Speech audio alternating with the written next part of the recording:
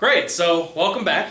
I'm going to talk about the first of three types of isomorphism in this video as described by DiMaggio and Powell, 1983.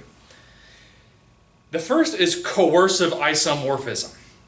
Coercive isomorphism basically means that an organization behaves in a certain way not because it's a good idea or an efficient idea, but because of external pressures. Okay? These external pressures could mean that it does not, whatever you were doing, your product, your service, or your procedures, do not meet customer expectations. For example, as I discussed in my previous video about video games, how I think that a great video game would be like this claw thing, but instead video games use a kind of a thumb device, using your thumbs.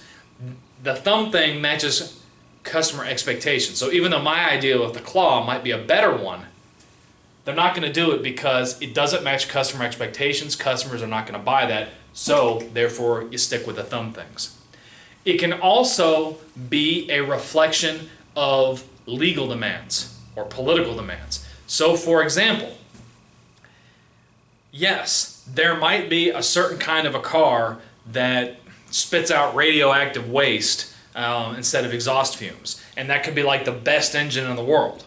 However, it is illegal to emit radioactive waste from a vehicle or really from anywhere else, and so therefore, because the government defines it as illegal as part of coercive isomorphism, this kind of behavior, this kind of product will not be allowed. Okay?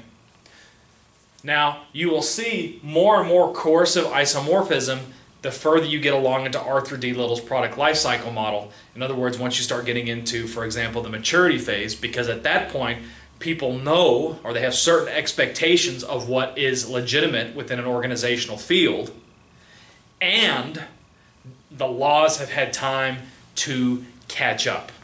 Okay?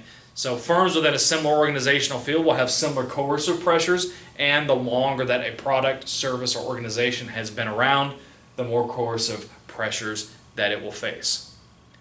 Great, so in our next video we're going to talk about mimetic isomorphism. And if you like this video, please give me a thumbs up. You can comment below if you have any questions, comments, gripes, or kvetches.